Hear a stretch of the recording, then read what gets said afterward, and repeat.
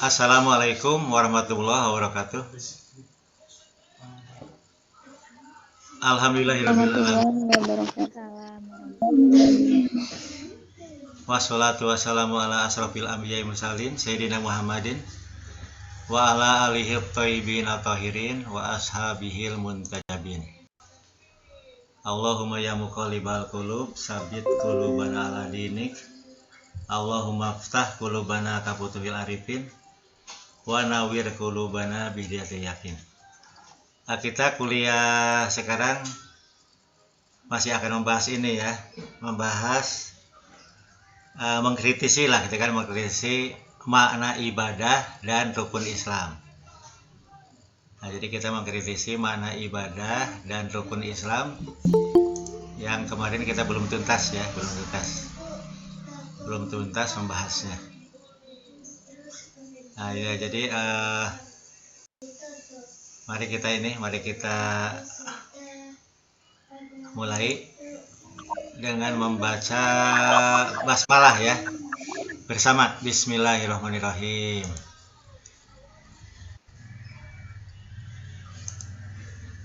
Nah ini apa? Jadi kita mengkritisi ya ini ya, mengkritisi makna ibadah dan rukun Islam. Tentu saja kita akan kaji perspektif Al-Quran, hadis, dan lintas mazhab. Nah, Bapak ingin selalu mengingatkan ya, bahwa misi Nabi itu adalah akhlak mulia ya, bahkan akhlak mulia yang sempurna ya, akhlak mulia yang sempurna. Jadi sudah jelaskan oleh Bapak waktu itu ya, jadi bahwa bertauhid saja sia-sia ya. Bertauhid saja kalau akhlaknya tidak mulia sia-sia. Karena iblis bertauhid, tapi iblis divonis kafir oleh Allah karena iblis akhlaknya buruk. Akhlak buruk yang paling utama itu apa? Sombong ya, sombong, merasa dirinya lebih baik. Padahal orang beriman itu harus rendah hati ya, harus al-fakir, rendah hati ya.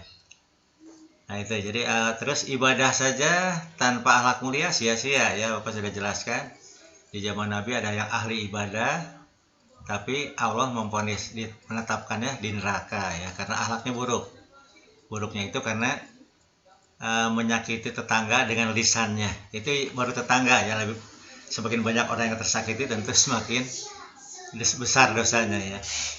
Nah jadi akhlak mulia yang sempurna itu ya ini harus ditanamkan ya dalam berakidah, bertauhid ya, beribadah, beramal soleh gitu kan. Jadi harus selalu akhlak mulia itu menyertai kita ya. Jadi jangan sampai kita ibadah sia-sia ya, tapi akhlak tidak mulia. Bertauhid tidak berakhlak mulia, rugi sekali gitu kan. Nah jadi akhlak mulia yang sempurna itu gimana? Kemarin saya jelaskan ya, bahwa misi Nabi itu akhlak mulia. Nah inti akhlak mulia itu ada dua kan, kemarin sudah jelaskan ya, bahwa inti akhlak mulia itu pertama memiliki jiwa al-fakir, yakni rendah hati, tidak sombong ya, merendahkan diri di hadapan Allah dan Rasulullah, tidak merasa suci ya, tidak merasa suci, oh saya orang suci, saya mau gitu kan, saya ahli ibadah ya. Tidak merasa lebih baik. Nah jadi kalau jadi orang mukmin sejati ya, orang Islam sejati ya harus al-fakir, tidak boleh tidak bisa tawar-tawar lagi. Yang kedua, harus memiliki kepedulian yang tinggi, tidak egois ya. Nah dari sini akan lahir berbagai agama ya, keberagaman yang benar, iman yang benar, ma'rifatun wa tasdikun, ibadah yang benar dan ikhlas, berbakti kepada orang tua dengan bakti yang benar, tidak emosional gitu kan, baik terhadap saudara dan sesama, tidak menyakitinya, serta hidup rukun dan toleran terhadap orang yang berbeda ya, berbeda etnis, ras, agama, mazhab, keyakinan, tidak menghinanya, tidak menyalah-nyalahkannya gitu kan. Nah itu jadi kita ukuran akhlak mulia harus dari situ ya. Nah kita masuk ke sini ya, ke yang sudah Bapak bahas juga tentang misi Nabi itu akhlak mulia ya. Jadi Bapak sudah jelaskan ini tadi di awal kuliah ya. Tauhid tanpa akhlak mulia sia-sia, ibadah tanpa akhlak mulia sia-sia. Nah akhlak mulia yang sempurna itu apa sih? Pertama kita membuang akhlak yang buruk ya. Jadi di kita kan banyak akhlak buruk ya, dibuang satu persatu. Terus menanamkan akhlak yang mulia, nanti maka akan terwujudlah pribadi yang berakhlak mulia sempurna, gitu kan, akan terbentuk. Nah, kita masuk ke masalah ibadah ya, masalah ibadah, bahwa ibadah itu harus meaningful ya, bermakna, harus substantif, tidak asal melaksanakan ibadah. Nah, kata kuncinya itu ibadah itu apa? Ibadah itu harus benar dan ikhlas ya, benar dan ikhlas. Jadi sholat harus benar dan ikhlas, puasa harus benar dan ikhlas, menolong orang harus benar.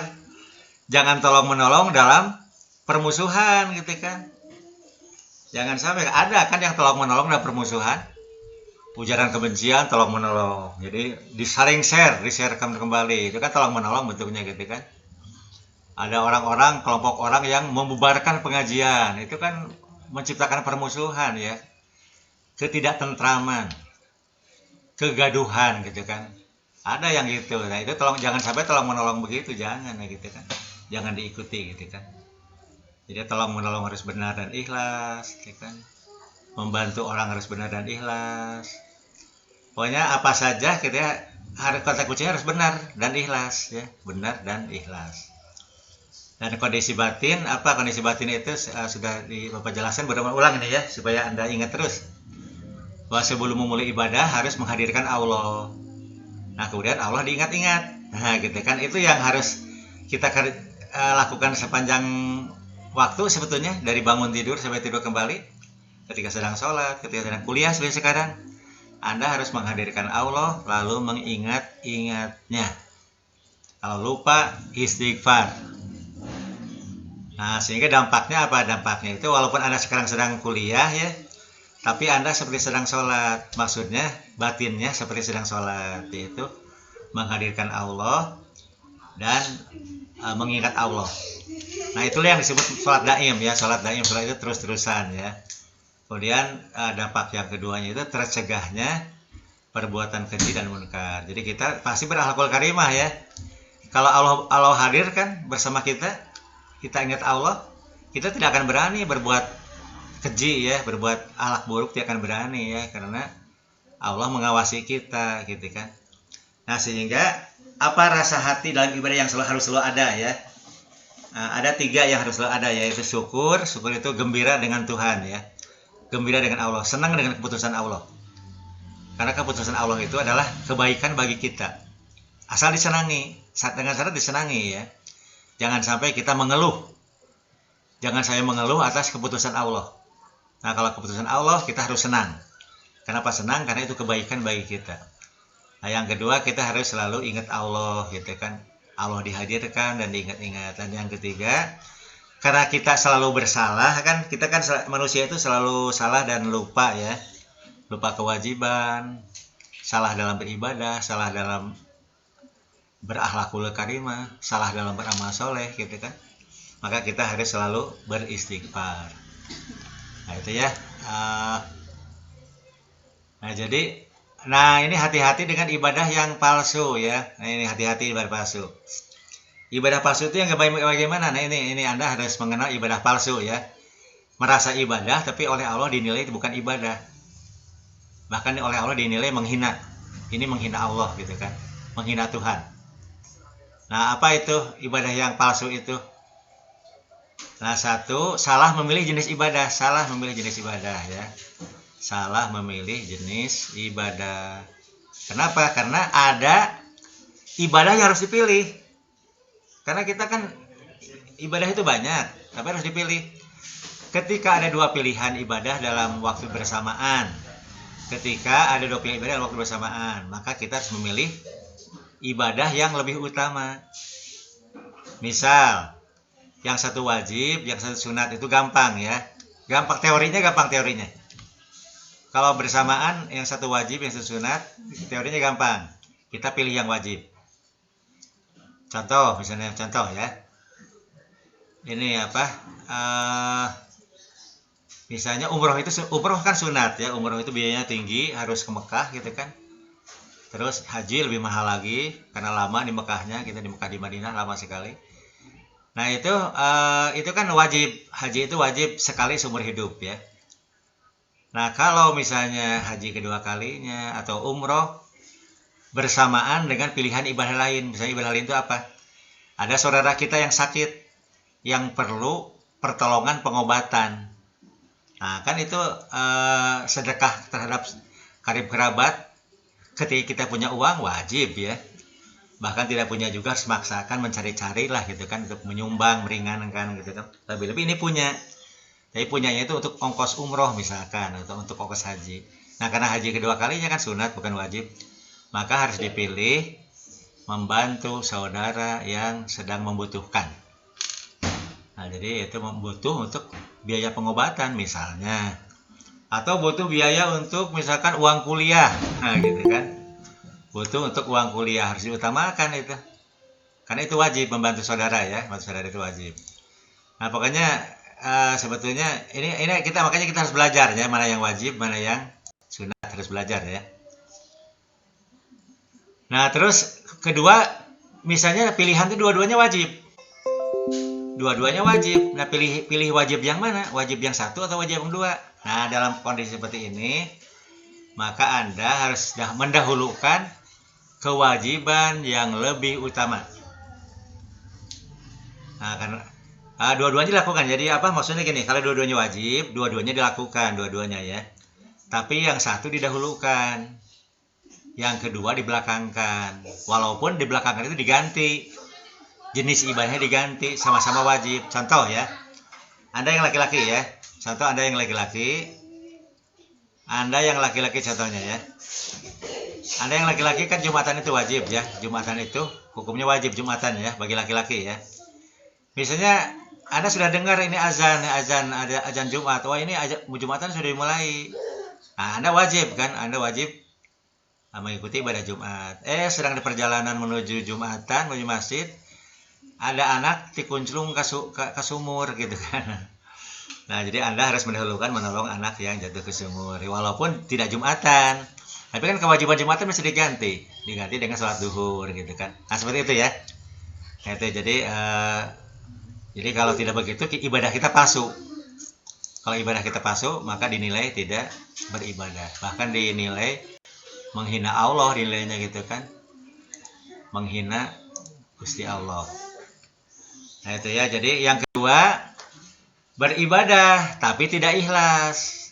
Tidak ikhlasnya apa? Misalnya merasa suci, ria, dan sum'ah, bahkan merendahkan ibadah lain ya. Dan yang ketiga, beribadah tapi berakhlak yang buruk. Ibadah tapi akhlak yang buruk. Ini Bapak sudah jelaskan ya. Jadi ini supaya Anda selalu ingat ketika jadi harus dinilai segala sesuatu itu dari sudut pandang ibadah. Dari sudut pandang akhlak mulia ya.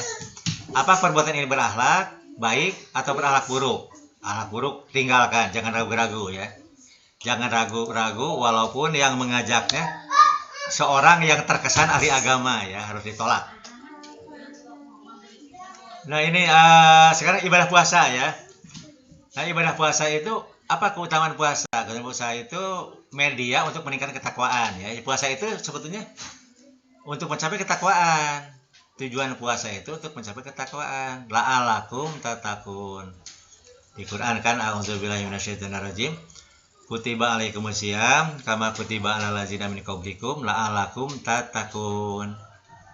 Telah diwajibkan berpuasa gitu kan.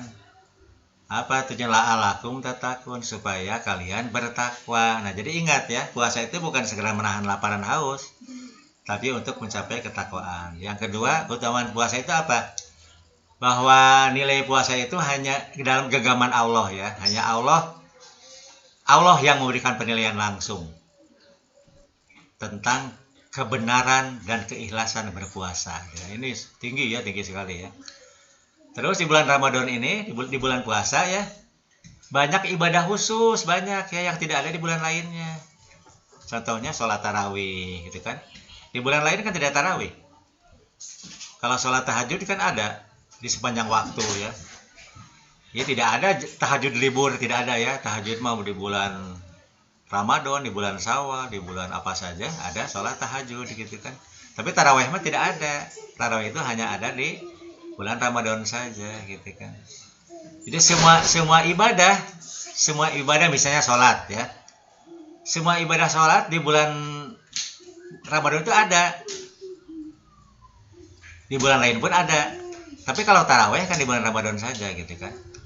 Nah, terus Lailatul Qadar ya, di Lailatul Qadar itu dalam kondisi berpuasa kan, bulan Ramadan ya.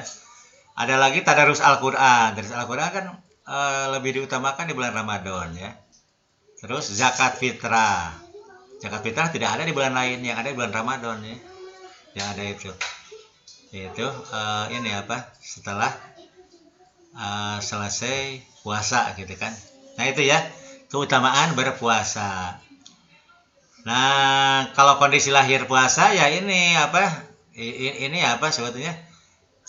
Sama ya, di semua mazhab sama itu kondisi lahir berpuasa itu.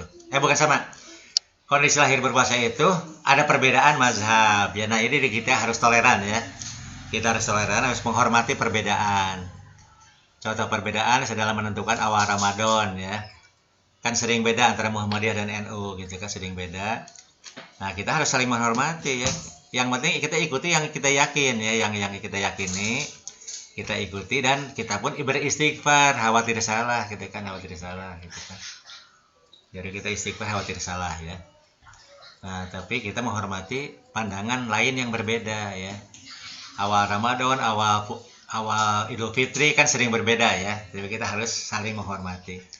Malah di Syiah itu Islam Syiah ya, buka puasa itu lebih lama 20 menit lah dari buka kita ya. Kalau kita kan begitu azan maghrib langsung berbuka kita mah ya. Nah, kalau orang Syiah itu tidak langsung buka, tidak gitu kan. Mereka menunggu sampai matahari, sampai awan merah di sebelah timur hilang. Awan merah, bukan awan merah di barat, bukan ya. Awan merah di timur hilang. Nah, itu tanda malam yang sempurna gitu kata orang Syiah ya. Nah, kita harus menghormati gitu kan, harus menghormati.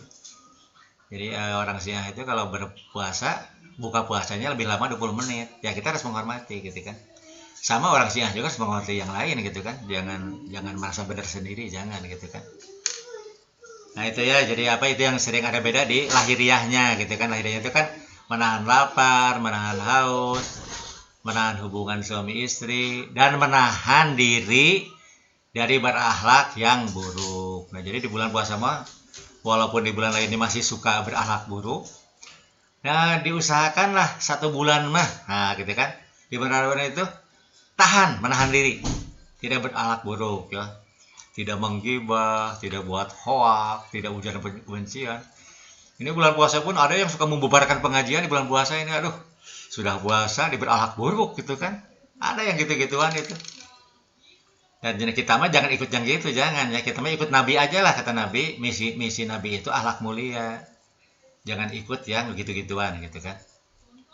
Nah, itu ya, jadi ini kondisi lahir itu sama semua mazhab, sama di NU, di Muhammadiyah, di Sunni, di Syiah, di Wahabi sama. Lahirnya begini, harus menahan lapar, menahan haus, menahan hubungan suami istri, dan menahan diri dari berakhlak yang buruk. Nah, kondisi batinnya, kalau kondisi batin mah ini apa? Ya, kondisi batin harus seperti sedang sholat ya. Jadi sholat daimun, sholat daimun. Sholat daimun itu sholat yang ini menghadirkan Allah dan mengingatnya gitu kan. Dan yang kedua, memupuk simpatik, ikut merasakan kesusahan hidup orang miskin. Nah, dampaknya nanti akan punya dampak ya, kalau kita puasanya benar ya, lahirnya benar, batinnya benar, maka kita akan mencapai derajat takwa, mencapai kesucian diri. Tapi yang menilai itu Allah yang menilai ya. Kita hanya tahu teorinya saja, tapi kita jangan merasa ya. Jangan merasa bertakwa, jangan merasa bersuci. Kita hanya menilai, ya Allah, mudah-mudahan ini saya sudah mencapai derajat takwa, mohon sekali. Dan pasti saya banyak salahnya. Nah, gitu ya, itu sikap batin. Jadi sikap batin mah harus selalu menyalahkan gitu kan, kalau sikap batin. Nah, ini Bapak akan maraton dulu. Atau sebelum berlanjut, apa ada pertanyaan dulu tentang yang sudah Bapak ini kan?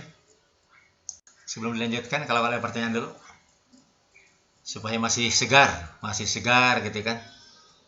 Silahkan kalau ada yang mau bertanya dulu.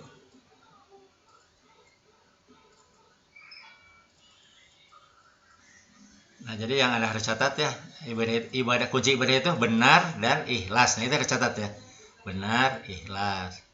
Hati-hati dengan ibadah palsu. Nah, jadi siga ibadah di sisi Allah mah bukan ibadah, bukan gitu kan. Siga ibadah. Tapi Allah tidak menilai sebagai ibadah. Nah, itu ya. Jadi ini apa? Ada yang bertanya? Rizky Kania Bapak. Rizky Kania, iya mangga. Rizky Kania Oktaviani, mangga. Bapak izin bertanya, Ya, mangga. kalau misalkan bulan Ramadan gitu kan wajib berpuasa. Ya, betul. Nah, jika sakit-sakitan terus gitu Pak, hampir 1 bulan penuh itu nggak puasa, itu hukumnya gimana ya Pak? Oh, kalau yang kan puasa itu ada syaratnya ya. Syaratnya itu harus dalam kondisi sehat ya. Jadi puasa itu kan pertama memang wajib berpuasa, gitu ya. Wajib itu kan yang sudah balik ya, yang sudah akil balik. Yang kedua, tidak ada halangan untuk berpuasa. Halangan berpuasa itu apa? Kalau perempuan kan ada khas perempuan ya, datang bulan gitu kan, melahirkan gitu kan, itu kan halangan berpuasa. Jadi tidak boleh puasa itu, justru dilarang berpuasa ya. Tapi bukan berarti Anda tidak berpuasa. Jadi perempuan ketika sedang datang bulan bukan berarti tidak berpuasa ya. Jadi Anda mengganti puasa di hari lain kan. Kalau mengganti kan berarti sama dengan berpuasa juga gitu kan. Kan diganti di hari lain. Nah, yang kedua, yang berhalangan puasa itu yang sakit, ya, yang sakit. Yang sakit itu kalau sakit diputuskan tidak boleh berpuasa, tidak boleh itu dua macam ya. Ada dokter yang memutuskan tidak boleh puasa, dokter yang memutuskan, atau dirinya merasakan saya ini sakit tidak bisa berpuasa, gitu. Udah putuskan jangan berpuasa, puasanya diganti di hari lain gitu kan, karena hari lain banyak, 11 bulan ya, bulan Syawal sampai Sya'ban kan 11 bulan, lama sekali ya, bisa dicicil puasanya gitu kan, membayarnya gitu kan. Nah itu apa, jadi yang sakit tidak boleh berpuasa ya, malahan bisa itu. Nah itu salah satu ibadah palsu itu ya, kalau berpuasa itu ibadah palsu itu, yang sakit puasa itu ibadah palsu, bisa tergolong ibadah palsu. Nah orang yang bepergian ya, jadi yang bepergian itu ulama ada yang, kalau di Qurannya tegas, di Qurannya itu ya, ayat Qurannya tegas, orang yang bepergian itu tidak boleh berpuasa karena harus diganti di hari lain. Kalau ini kalau di Qurannya jelas sekali ya, waman kana maridon aw ala safarin faidatun bi ayamin uhor ya. Maka barang siapa yang sakit atau sedang bepergian, maka gantilah puasanya di hari lain. Nah ini kan satu perintah Allah, kita kan harus mengganti di hari lain. Bahkan diulang lagi, sampai diulang 2 kali, saking saking pentingnya ya. Waman kana maridon aw ala safarin, puasanya diganti di hari lain, 2 kali itu perintahnya. Jadi kalau yang ada ulama yang ini yang apa, oh ini tidak boleh puasa kalau sedang sakit atau sedang bepergian ya, walaupun kuat. Ada saya mah kuat, saya mah apa mau puasa aja. Sekarang tanya Anda wanita, kalau Anda sedang datang bulan, Anda puasa kuat nggak?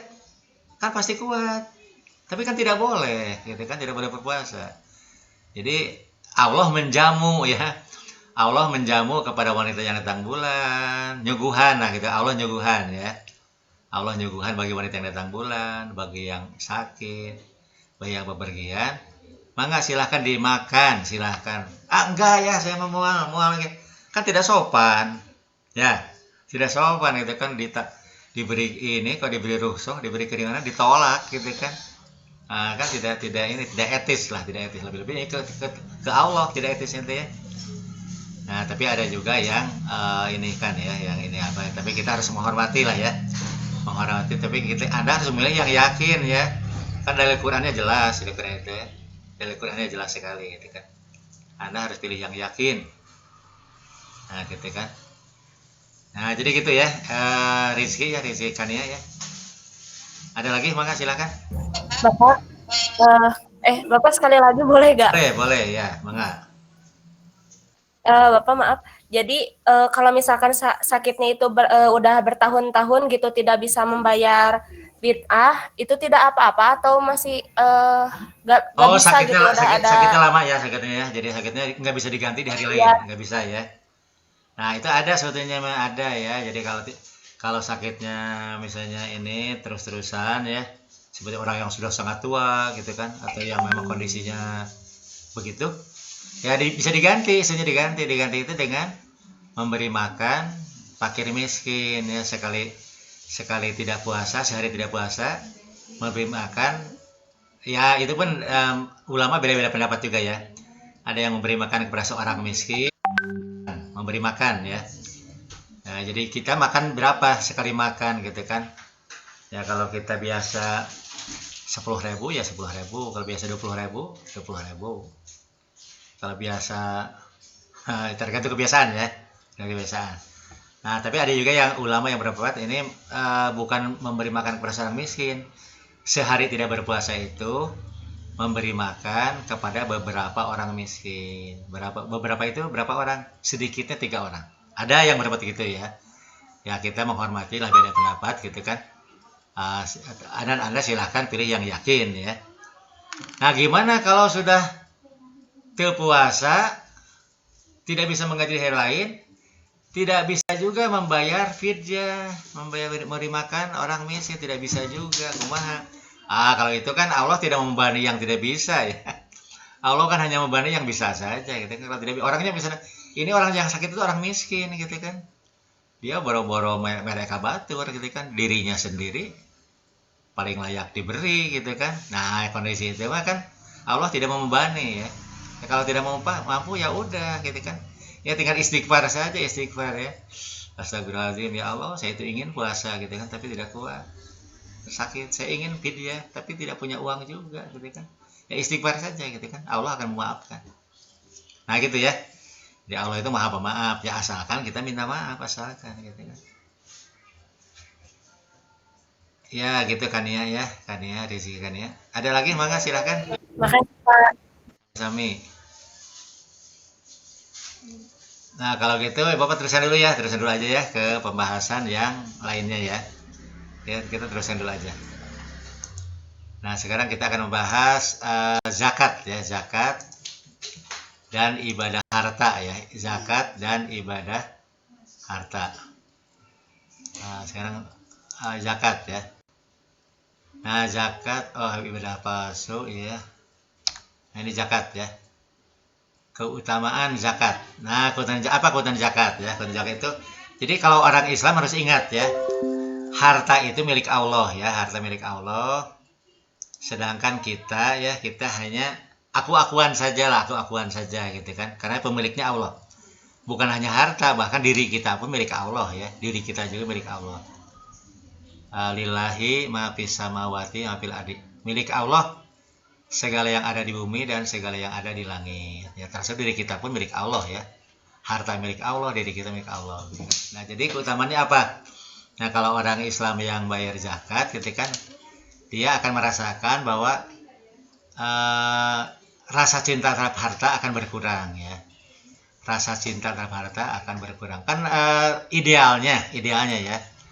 Orang Islam itu tidak boleh cinta dengan dunia, tidak boleh ya. Orang Islam itu idealnya hanya cinta dengan akhirat, tidak cinta dengan dunia.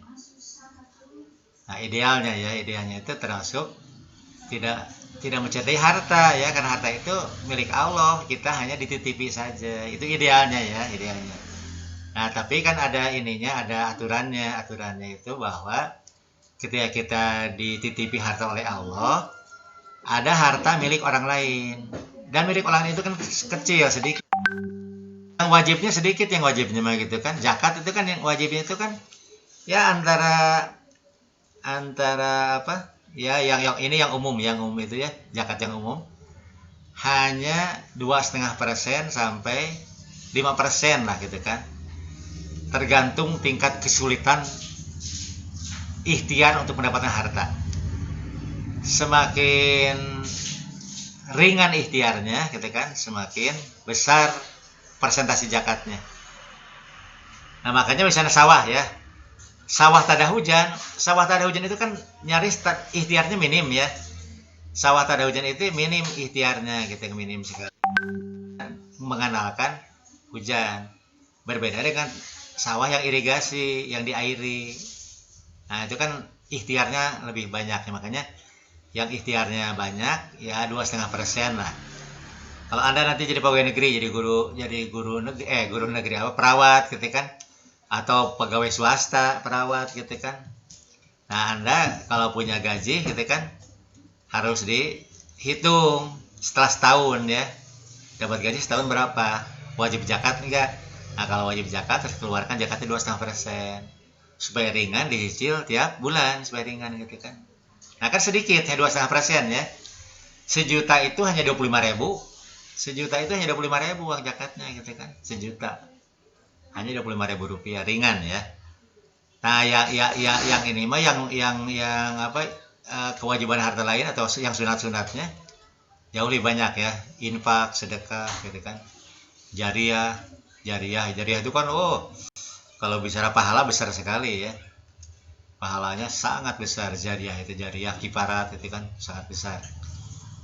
Nah, tapi itu berat sekali karena itu kewajiban yang mungkin bulanan kalau sekarang ya, jariah itu. Jadi bulanan jariah gitu kan.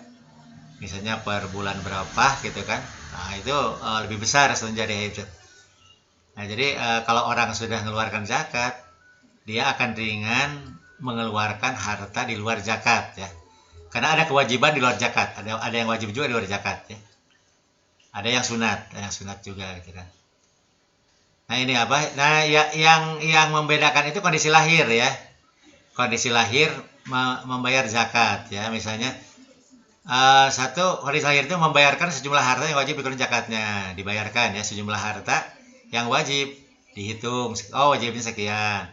Saya gajinya 5 juta. Oh, berarti saya wajib zakat 125.000 per bulan gitu kan.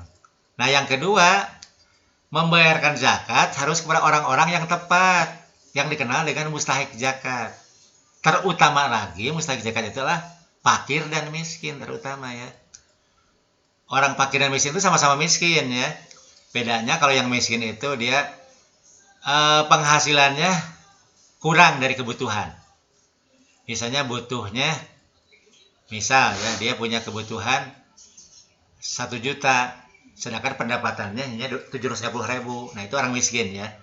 Dia punya pekerjaan tetap, tapi gajinya atau upahnya kecil, kurang dari kebutuhan. Nah, itu orang miskin namanya. Kalau orang fakir itu orang miskin. Apa bedanya dengan miskin? Fakir itu tidak punya pekerjaan tetap, tidak punya. Jadi koreh-koreh cok gitu kan. Jadi pekerja apa ya, freelance gitu kan, freelance. Nah, itu orang fakir ya. Kalau penghasilannya kurang dari kebutuhan, itu orang fakir dan miskin gitu kan. Nah, ini. Jadi zakat itu terutama untuk manusia, zakat itu ya. Bukan untuk benda, bukan. Tapi zakat itu terutama untuk manusia. Manusia itu yang utama lagi adalah fakir dan miskin, yang terutama ya. Nah, yang ketiga, harus mengutamakan karib kerabat dan tetangga dekat ya. Harus mengutamakan karib kerabat, tetangga dekat, dan orang-orang dekat, sahabat-sahabat yang dekat kita. Itu yang harus diutamakan ya. Sudah kerabat miskin deh gitu kan. Wah, itu lebih utama pisan gitu kan, sangat utama. Kerabat plus miskin itu harus lebih diutamakan itu. Tetangga plus miskin harus diutamakan. Sahabat plus miskin diutamakan. Nah, itu ya, jadi jangan sampai yang jauh diberi, kita zakat ke yang jauh gitu. Yang dekat-dekat dibiarkan ya. Jangan sampai terjadi begitu. Jangan sampai gitu kan. Nah, yang keempatnya, tidak menyertainya dengan kata-kata yang dapat menyakitkan hati si penerima zakat. Nah, ada kan orang-orang yang menyakiti hati si penerima zakat ya. Mana sih kalau diberi zakat ke orang mah ripuh saya hidup mana ya gitu kan.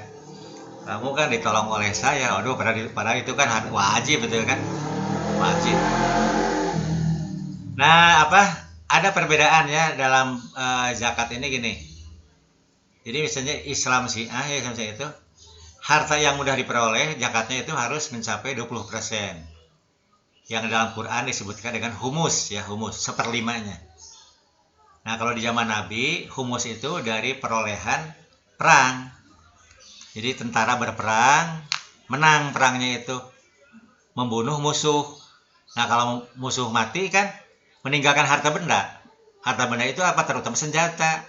Senjata kan mahal sekali. Nah dirampas hartanya gitu kan oleh si tentara yang menang perang itu, dirampas hartanya. Nah dia wajib mengeluarkan zakat 20% yang dikenakan humus gitu kan. Nah di zaman tidak perang seperti sekarang ini, siapa yang wajib membayar humus itu? Nah itu kalau di dalam Islam Syiah ya, adalah orang yang mendapatkan harta dengan lebih mudah. Apa yang lebih mudah? Contohnya misalnya para artis ya. Artis kan mudah dapat uang itu, wah bayaran mahal ya. Sekali nyanyi gede dapat duit nanti gitu kan. Terus siapa lagi? Ini misalnya pengacara ya. Pengacara kan wah dapat bayaran besar gitu kan.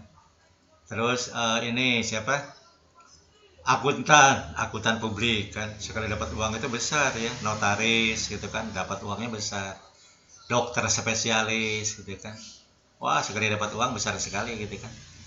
Nah itu harus dikeluarkan, itu humus kalau menurut Islam Syiah ya, bukan zakat, bukan, tapi humus.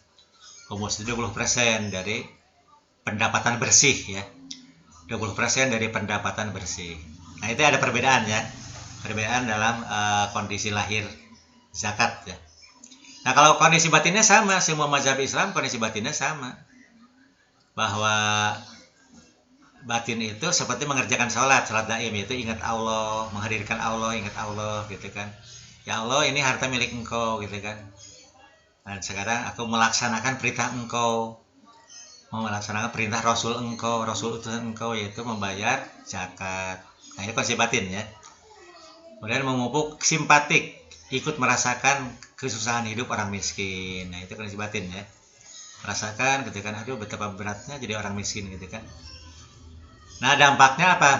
Nah ini dampaknya sama dengan puasa ya, mencapai derajat takwa, terus mencapai kesucian diri ya, kesucian diri. Nah itu oke. Sekarang silahkan bertanya lagi ya, silahkan ya, silahkan bertanya lagi, mangga. Bapak izin bertanya. Mangga ya, Siva ya, Siva Fadilah, mangga. Ya, tadi ada ibadah palsu. Kalau kita beribadah tapi kita berdoa Pak, sering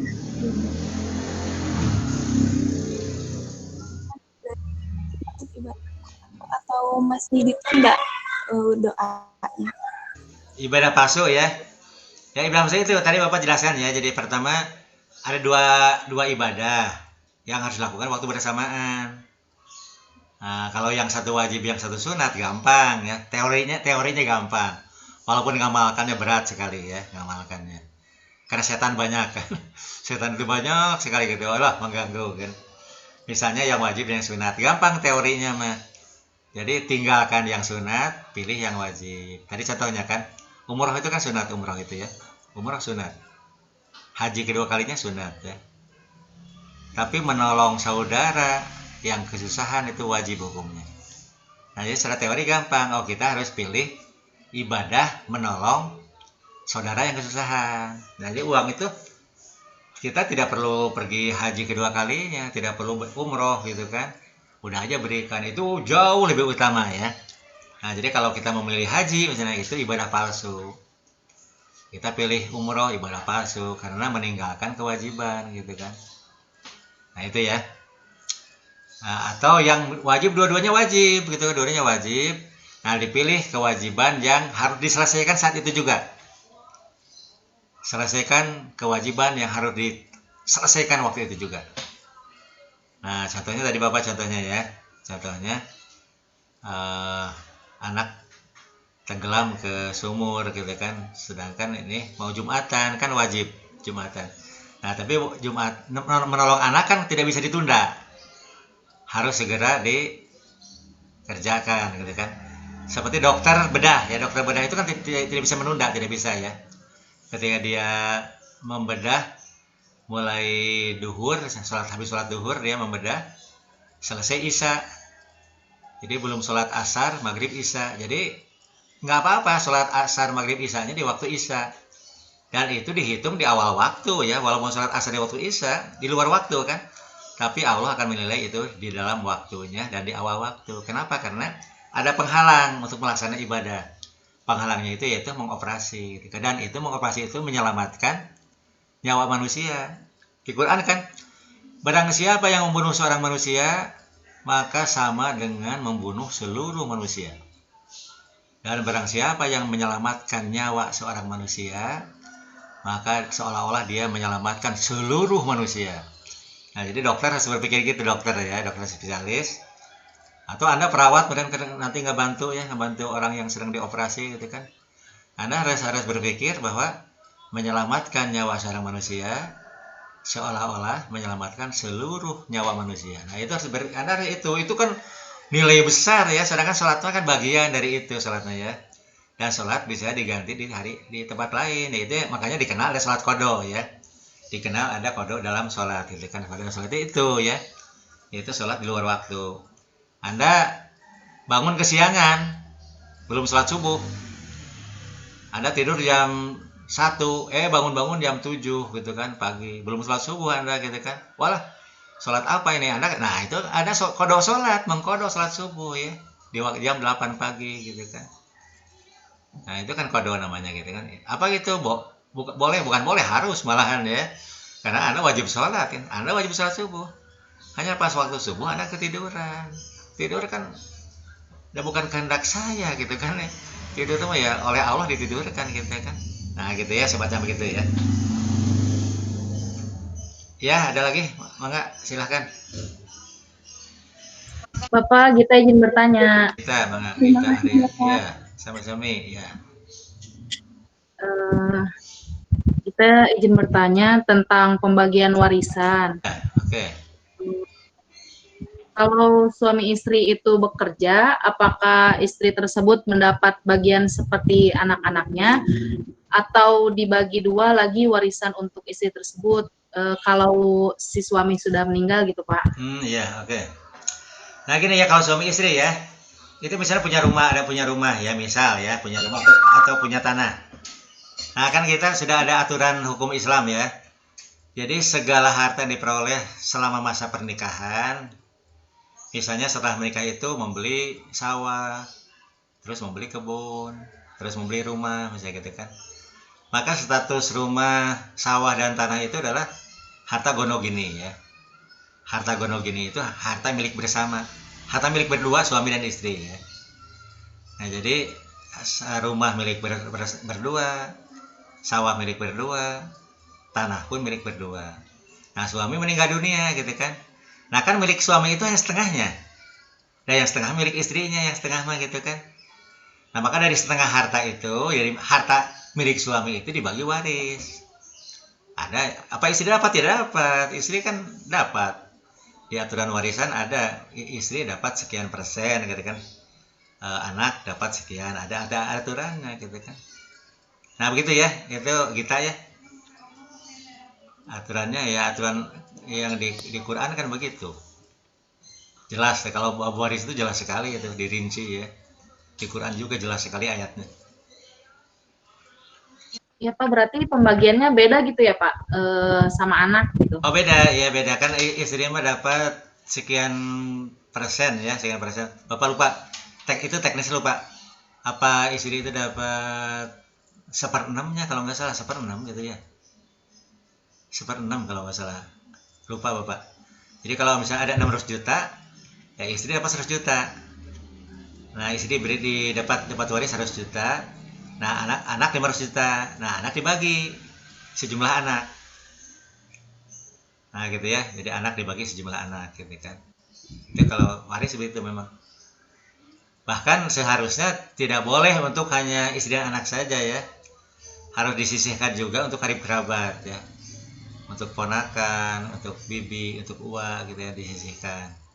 Itu yang kalau kita mengikuti ini Al-Qur'an ya, harus disisihkan untuk karib kerabat, disisihkan gitu kan. Jadi ya jangan sampai dihabisi untuk istri dan anak, jangan gitu kan.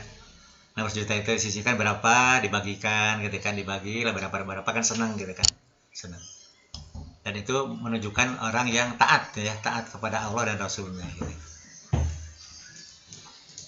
Ya gitu ya. Baik, Pak. Terima Ya, mangga. kasih, Pak. Ada lagi? Mangga silahkan.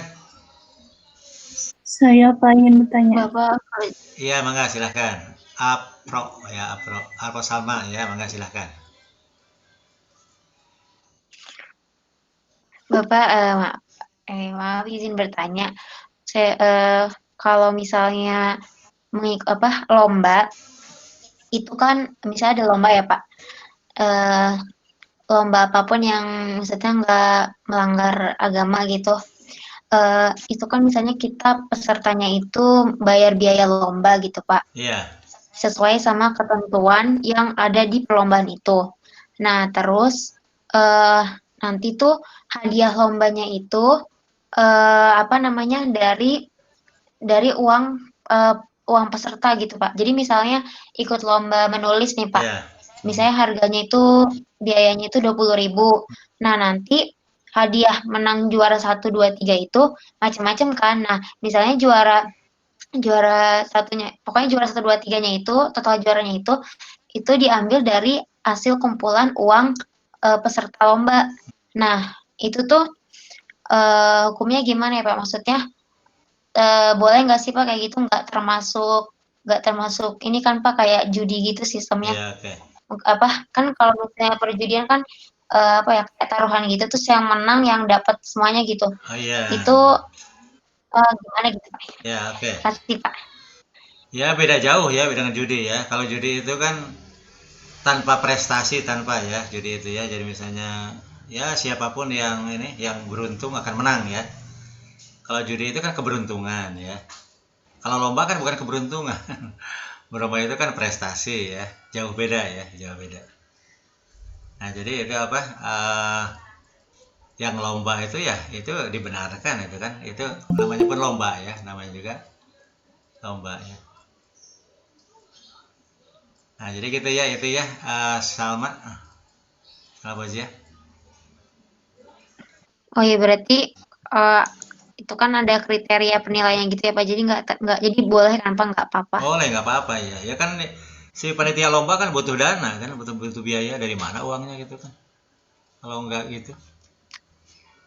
Nah, itu mah ya apa namanya? Terima kasih Pak. Ya, sama-sama ya. Jadi segala yang bersifat ini prestatif gitu kan.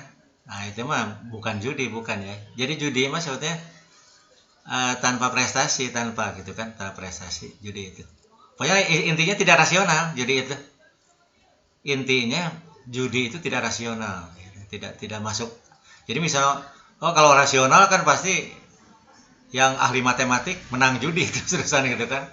Yang jago matematik bakal menang judi terus-terusan, jago ngitung gitu kan. Atau jago akuntan pasti menang terus judinya. Buktinya kan yang menang siapa saja. Artinya keberuntungan ya. Yang namanya judi itu keberuntungan. Sedangkan lomba itu adalah prestasi gitu kan. Nah, itu ya beda sekali ya. Sama dengan riba dan bunga bank. Oh, jauh beda. Riba dengan bunga bank gitu kan. Jadi bunga bank itu ya bisnis tuh ya. Kalau riba kan ya riba. Rentenir lah bahasa Indonesianya itu ya. Riba itu rentenir bahasa Indonesianya. Riba itu mencekik ya, mencekik sekali. Ya kalau bahasa sekarang ya riba itu ini. Bunganya di luar kewajaran lah gitu kan. Bunga di luar kewajaran. Walaupun ngaranna bank gitu kan. Kalau menetapkan bunga yang tinggi di luar kewajaran itu namanya riba. Gitu ya. Jadi ciri-ciri bukan riba mah tidak mencekik. Dengan pinjam uang itu beruntung gitu kan. Kalau bank kan menguntungkan kan, bank itu menguntungkan kan, orang pinjam uang itu untung. Bisnis lebih maju gitu kan, lebih berkembang. Pegawai negeri kan, pegawai negeri itu siapa? Mana ada pegawai negeri yang tidak berhubungan dengan bank? Semuanya berhubungan dengan bank ya. Punya rumah, nyicil ke bank gitu kan. Punya mobil, motor, nyicil ke bank gitu kan. Nah, jadi beruntung kan. Jadi punya rumah, asal tidak punya rumah jadi punya rumah. Tidak punya mobil gitu kan. Nah itu jadi nggak bisa diterapkan riba bang itu enggak, jauh sekali ya, jauh sekali. Nah inti riba mah ini tidak rasional lah. Jadi mencekik gitu kan, mencekik. Satu pihak beruntung, pihak lainnya rugi. Nah itu yang riba itu, yang meminjamkan uang untung, yang dipinjami rugi. Nah itu riba gitu kan. Kalau bank kan dua-duanya untung. Bank untung, yang dipinjami uang pun untung. Nah itu ya, jauh beda gitu kan. Nah itu ya, jadi apa? Kita tidak bisa menyerupakan satu dengan ini ya. Jadi harus pakai prinsipnya itu, pokoknya yang merugikan gitu. Itu yang haram itu yang merugikan. Ya. Ada lagi, mangga silakan. Saya Pak ingin bertanya. Ya mangga silakan, Sinta ya, Sinta Hamidah mangga. Pak, apakah ada akad khusus itu ketika memberikan zakat kepada fakir miskin? Ya akad itu kan ini sebetulnya apa? Ya akad itu kan sebetulnya ini ya apa, seperti niat aja, niat ya.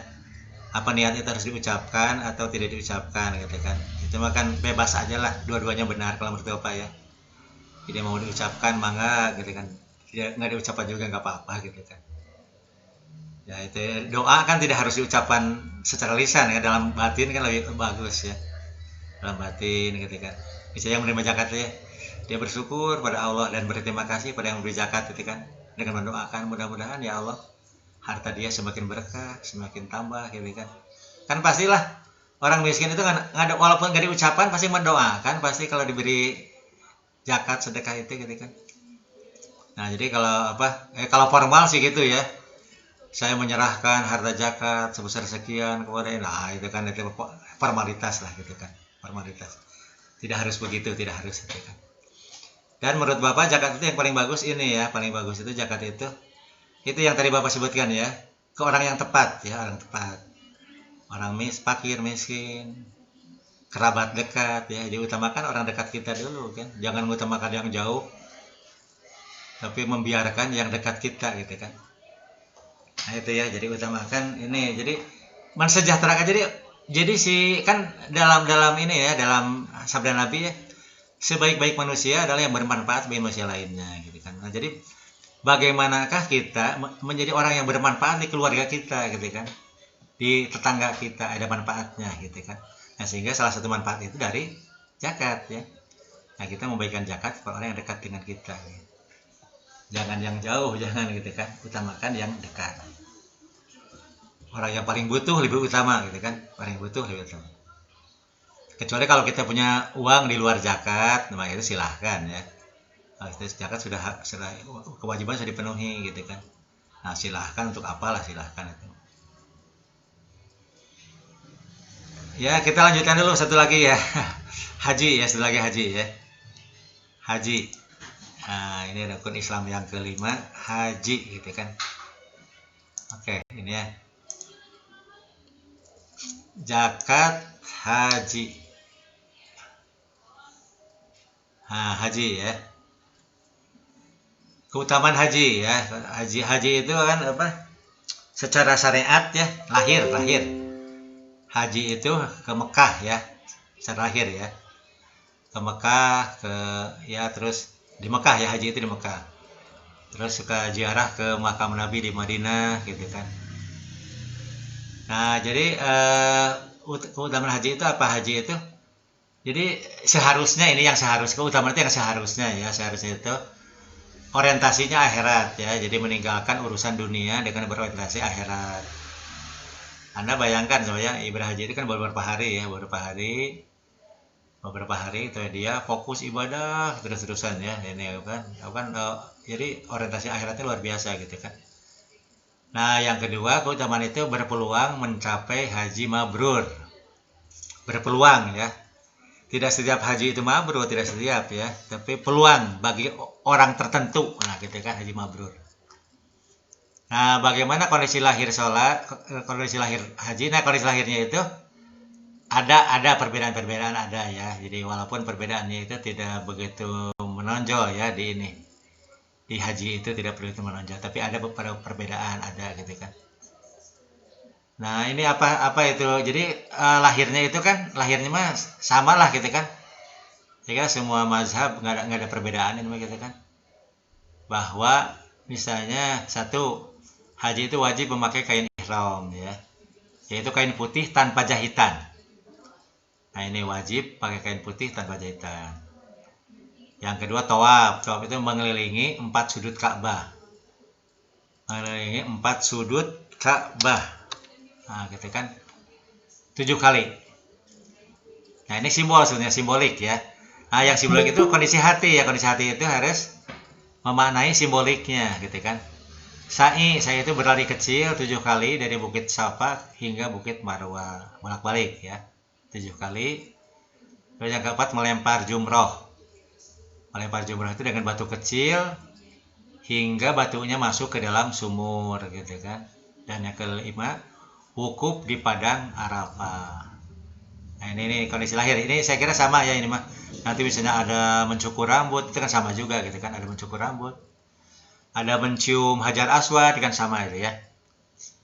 Nah kalau perbedaan kecil lah, kecil sekali, tidak terlalu menonjol perbedaannya gitu kan. Nah jadi sebetulnya ini kondisi lahir ini kan wajib para orang-orang yang mampu saja ya, hanya wajib bagi orang yang mampu, bagi yang punya duit itu wajib gitu. Tapi sebenarnya haji itu wajib bagi semua orang tanpa kecuali, orang miskin pun wajib menjalankan haji. Nah kalau kondisi lahirnya nggak dijalankan, kenapa? Karena terhalang tidak punya uang gitu kan. Tapi bukan berarti hajinya tidak wajib, hajinya wajib. Nah haji wajib itu apa? Nah memaknai simbol-simbol dari setiap ibadah haji. Kain ihram, kain warna putih kan. Kain warna putih itu simbol ini, simbol kesucian diri ya, kesucian ya. Jadi bahwa kita harus selalu, jadi bukan hanya ketika ihram di Mekah, setiap hari sebetulnya kita itu harus pakai kain ihram. Bukan fisiknya, bukan kainnya warna putih, bukan, tapi hati kitanya. Hati kitanya harus putih, tidak kotor ya, putih, bersih gitu kan. Nah, jadi menjaga kesucian diri. Jadi kita menjaga kata-kata. Jangan saya menyinggung orang lain, memilih kata-kata yang halus, yang sopan gitu kan. Tidak menyakiti orang lain dengan kata-kata, lebih-lebih perbuatan, lebih-lebih ya. Terus kain putih tanpa jahitan. Nah, kenapa tanpa jahitan? Nah, ini mengandung makna simbol ya. Jahitan itu adalah simbol kelas sosial. Coba ada ini ya. Baju itu mahal bukan karena bahannya, bukan, tapi karena modenya. Semakin modenya modern, semakin tren baru, semakin mahal gitu kan. Makanya para artis ya, bajunya itu mahal sekali para artis itu. Bukan bahannya yang mahal, tapi menjahitnya mahal. Karena menjahitnya ke ahli fashion ya, ahli fashion menjahitnya. Jadi mahal sekali. Nah, sedangkan orang miskin gitu kan asal jadi saja gitu kan, bajunya asal jadilah gitu kan. Murah-murah itu karena tanpa mode, tanpa ya. Nah, jadi haji itu harus pakaikan ihram yang tanpa jahitan, itu menyimbolkan bahwa orang yang haji itu harus punya sikap mental. Tidak membeda-bedakan manusia. Semua manusia di sisi Allah sama. Mau orang kulit hitam, kulit putih, orang bule, orang Arab, orang Iran, orang India, orang Indonesia, agama Islam, agama Kristen, agama sama semuanya. Tidak ada perbedaan. Di sisi Allah ya. Yang membedakan itu kan ketakwaan. Inna akramakum indallahi atqakum. Semulia-mulianya manusia di sisi Allah ada manusia yang paling bertakwa. Nah itu ya, simbol ya. Jadi kita tidak boleh memandang manusia dari sudut pandang jahitan, jangan melihat jahitannya, jangan lihat manusianya saja yang asli. Manusia adalah semuanya anak Adam, sama. Yang ada tawaf itu mengelilingi Ka'bah ya. Ini simbol ya, simbol bahwa manusia itu mengalami 4 sudut perjalanan ya. Dia asalnya hidup di dalam kandungan ibu gitu kan, lahir ke dunia, menjadi hidup di dunia, terus nanti mati, masuk ke akhirat gitu kan. Nah, apa ke surga atau ke neraka gitu kan. Nah, jadi orang yang tawaf itu selalu sadar bahwa manusia itu hidup sebetulnya seharusnya kembali ke Allah. Innalillahi wa inna ilaihi rajiun, kembali ke Allah ya. Jadi ini simbolik bahwa kita harus selalu menjaga fitrah gitu kan.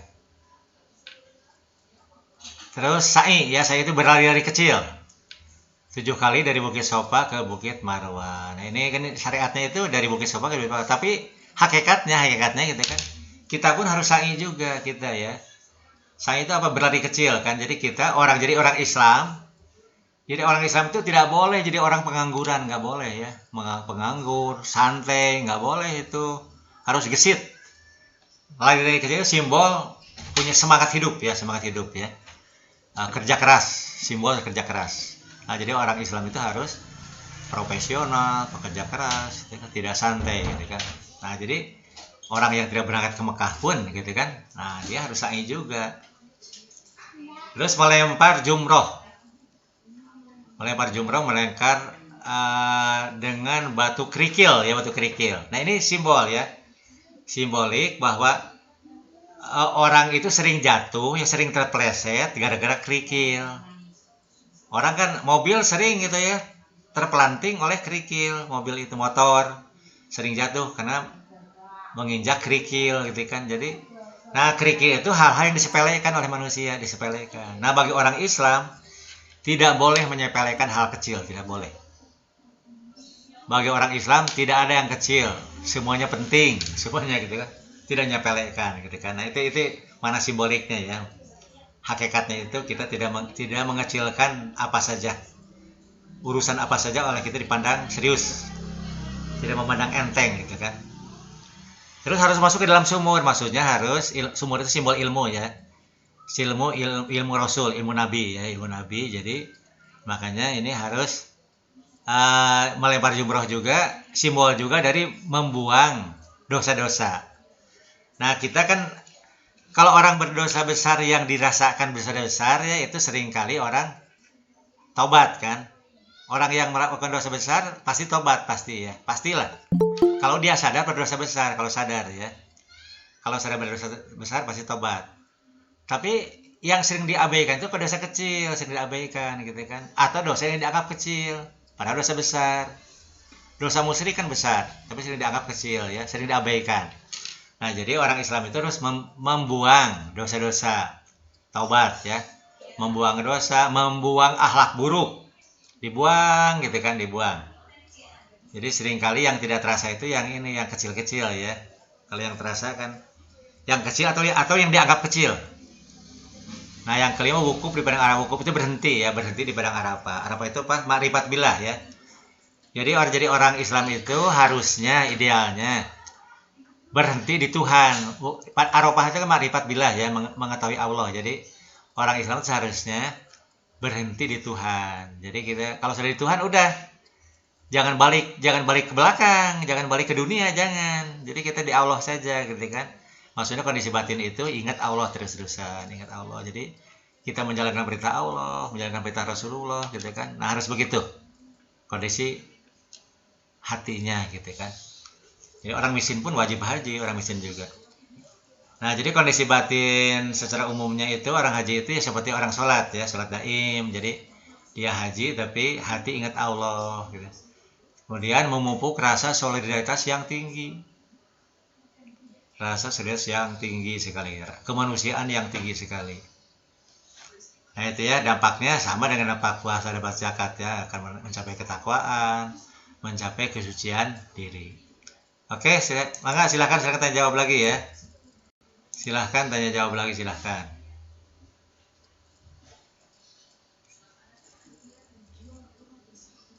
Mangga ya, ada yang bertanya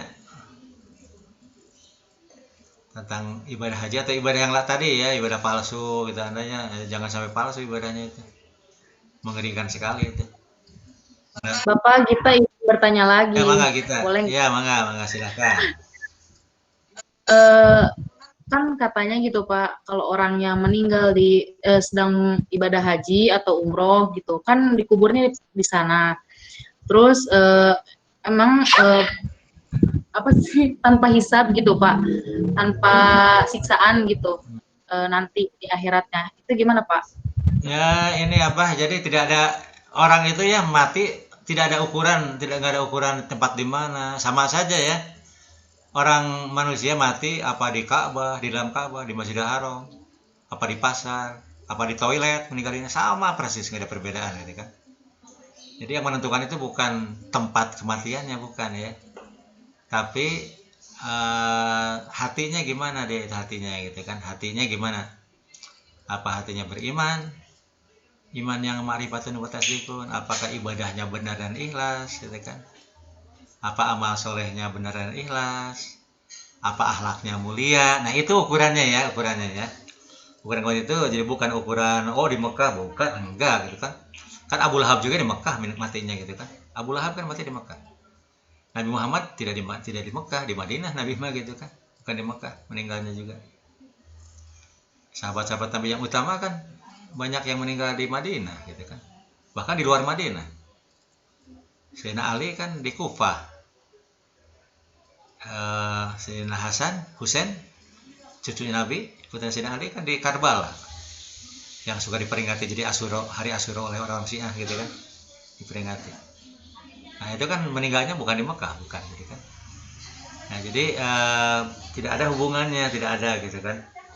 Jadi meninggal mau sedang di toilet, meninggal sedang sholat, sama saja gitu kan, nggak ada bedanya di sisi Allah gitu kan. Yang menentukan itu husnul khotimah ataukah su'ul khotimah. Kan su'ul khotimah, husnul khotimah kan hati kan. Allah membaca hatinya gitu kan. Yang Allah baca hatinya.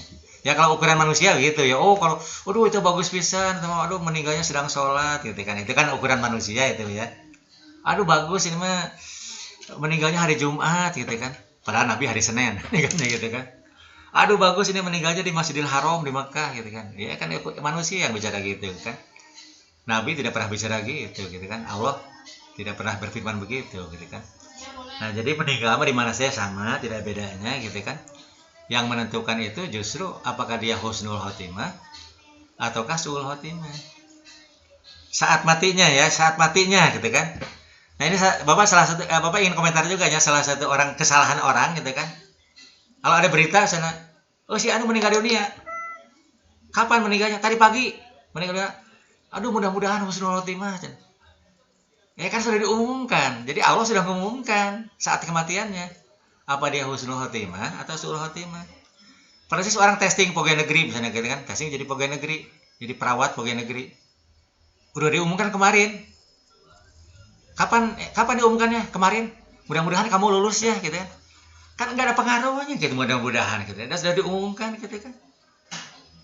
Nah, itu ya. Jadi mati itu sudah diumumkan husnul khotimah atau su'ul khotimah pas saat kematiannya gitu kan. Jadi kalau nggak doakan orang yang meninggal dunia bukan mudah-mudahan sholatnya bukan percuma doa gitu sia-sia ya. Jadi kalau nggak doakan mudah-mudahan diampuni dosa-dosa dan salahnya. Mudah diampuni karena yang menyebabkan orang ke neraka itu kenapa? Karena nggak diampuni dosanya. Yang menyebabkan orang disiksa oleh Allah karena tidak diampuni dosanya oleh Allah. Allah tidak mengampuni dosanya.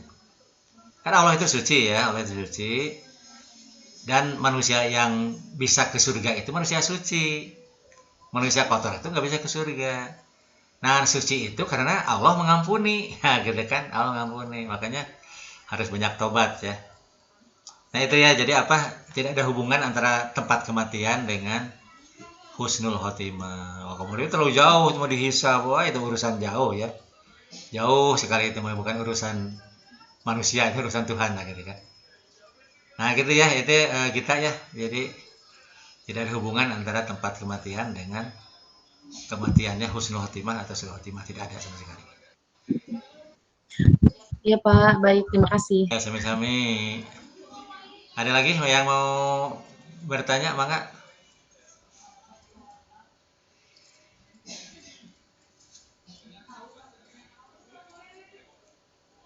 Nah itu ya, Bapak ingin ingatkan gini ya, jadi Anda harus catat khusus di hati Anda, gitu kan? Catat khusus ya, jadi semakin ibadah itu nilainya tinggi ya, semakin tinggi nilai ibadah, semakin banyak setan. Semakin setan banyak. Nah, karena program setan ya, program iblis, program setan itu satu. Apa programnya itu? Agar iblis punya kawan di neraka gitu kan. Nah, itu Anda harus catat ya. Iblis setan itu punya program, punya tujuan khusus agar manusia mati sama-sama di neraka. Nah, itu. Karena itu iblis setannya akan mengusahakan misalnya manusia itu supaya tidak sholat. Diusahakan, jangan digoda, jangan sholat. Saya malas untuk sholat gitu kan. Tapi kan orang yang sudah biasa sholat pasti akan sholat. Tidak mungkin meninggalkan sholat ya. Orang Islam yang sudah biasa sholat tidak mungkin berani meninggalkan sholat. Kalaupun meninggalkannya sekali-kali ya, tapi diganti kan. Bisa, aduh saya tadi tidak sholat subuh tadi, kan sekarang diganti gitu kan nanti gitu kan. Kan pasti kalau orang sudah biasa sholat pasti. Nah itu ya. Orang yang sudah bayar zakat, orang yang orang Islam diusahakan jangan bayar zakat. Jangan membayar harta, dibuat pelit. Nah, dibisiki oleh setan. Untuk apa kamu usaha capek-capek kok diberikan ke orang lain gitu kan? Jangan. Kamu kan kebutuhannya banyak. Nah, makanya kata Nabi kan, kalau mau sedekah jangan musyawarah, jangan. Anda punya suami, punya istri, ada orang minta tolong, saudara Anda yang minta bantuan 1 juta gitu kan. Sudah niat, ya sudah ada 1 juta sudah disiapkan karena ada uangnya gitu kan. Nanti saya musyawarah dulu dengan suami. Nah, kalau itu uang suami istri ya harus musyawarah. Kalau uang suami istri, tapi kalau uang Anda sendiri jangan musyawarah, jangan ya. Karena kalau musyawarah pasti batal. Pasti sedekahnya nggak jadi. Sudah pasti itu tidak jadi. Kalaupun jadi pasti kecil sekali. 1 juta jadi 100.000 gitu kan. Bahkan jadi 50.000 gitu kan. Bahkan jadi punten, ada punten. Tetiasa ngabantosan gitu kan. Nah, jadi ingat ya. Iblis setan itu akan selalu mengajak manusia supaya ke neraka. Maka diciptakanlah pandangan. Pertama, kalau untuk misalnya kewajiban ya, supaya tidak mau menjalankan kewajiban. Tidak mau sholat, tidak mau puasa, tidak mau bayar zakat. Tidak mau gitu kan. Nah, kalau orang sudah mau, orang itu kan kalau sudah biasa puasa, biasa zakat kan tidak mungkin meninggalkan, tidak mungkin. Oleh setan didorong. Oh iya, kamu harus sholat. Kamu harus puasa, didorong oleh setan itu. Kamu harus sholat, kamu harus bayar zakat. Nah, tapi ingat ya, program setan itu ke neraka orang setan. Ya kamu sholat, tapi kamu harus pamer ke orang lain, harus ria gitu kan. Nah, dia itu kan ria gitu kan. Aduh, kemarin saya malam tadi sholat tahajud nikmat sekali, diomongkan ya. Kan seharusnya nggak boleh diomongkan. Kalau diomongkan kan, aduh, potensi rianya tinggi sekali ya. Potensi ria gitu kan. Orang yang haji kan, banyak ria gitu kan, pamer gitu kan. Bahkan ingin disebut Pak Haji, ingin disebut haji. Nggak disebut hajinya baud gitu kan. Nah, itu kan gangguan setan ya. Godaan setan supaya ibadahnya sia-sia, supaya ibadahnya palsu. Nah, itu ya, jadi kalau urusan dengan Tuhan ya, urusan itu ya, hati itu harus betul gimana hati itu gitu kan. Jangan sampai digelincirkan oleh setan, jangan sampai gitu kan. Jadi orang Islam jangan mau dipuji orang gitu kan. Kalau orang muji tidak naon, silahkan aja orang muji gitu kan. Tapi kitanya jangan punya keinginan dipuji. Yang kedua, kita jangan punya daya tolak ya. Jangan sampai ada orang menghina saya gitu kan. Nah, jangan juga gitu. Dihina batur tidak naon lah gitu kan, difitnah juga nggak apa-apa gitu kan. Karena kalau kita sabar itu pahalanya besar sekali. Nah, pokoknya setan itu berusaha mengajak manusia supaya bareng-bareng di neraka, bareng-bareng gitu kan. Makanya kalau ibadah itu nilainya tinggi ya, riaknya pun tinggi bisa. Oh, haji kan ria gitu kan. Waduh, itu waktu haji abi gitu kan. Hari mah sholat kayak tawaf ke batur mengan 7 kali, hari mah 7 hari 40 kali gitu kan. Pamer yang disebutkan ya gitu kan. Wah, sholat Jumatan jam 8 sudah berangkat ke masjid gitu kan. Sholat tahajud, sholat duha, sholat naon, sholat mutlak, baca Quran sampai tamat terus kan. Diomongkan gitu kan. Padahal itu mah urusan dengan Allah, bukan urusan dengan manusia. Yang memberi nilai kan Allah, bukan manusia. Kalau ingin dinilai oleh manusia, Allah tidak menilai. Kalau manusia itu ingin dinilai oleh manusia, ingin dipuji maksudnya gitu kan, maka Allah tidak akan memberikan penilaian. Bahkan dikurangi, minus. Nah, gitu kan. Bukan hanya 0, kalau 0 lumayan. Ya, minus. Nah, minus gitu kan. Nah, gitu ya. Jadi ini apa? Hati-hati gitu ya. Ibadah itu harus benar, harus ikhlas kuncinya. Benar ikhlas. Terus harus melahirkan akhlak mulia. Karena kalau akhlak tercela dicoret, rugi gitu kan, rugi sekali gitu kan, rugi. Nah itu ya, jadi Anda apa saja gitu kan yang ini memang harus latihan ya. Beragama itu harus latihan, kalau nggak dilatih, waduh berat sekali ya. Berat, makanya kalau Nabi disebut jihad akbar ya. Jihad akbar itu perang menundukkan nafsu sendiri, ditundukkan. Agar nafsu tunduk patuh kepada Allah dan Rasulnya gitu kan. Agar diri kita tunduk patuh kepada Rasulnya. Nah itu ya. Ya, saya kira ini waktunya sudah habis ya. Ya, sekian saja. Wassalamualaikum warahmatullahi wabarakatuh.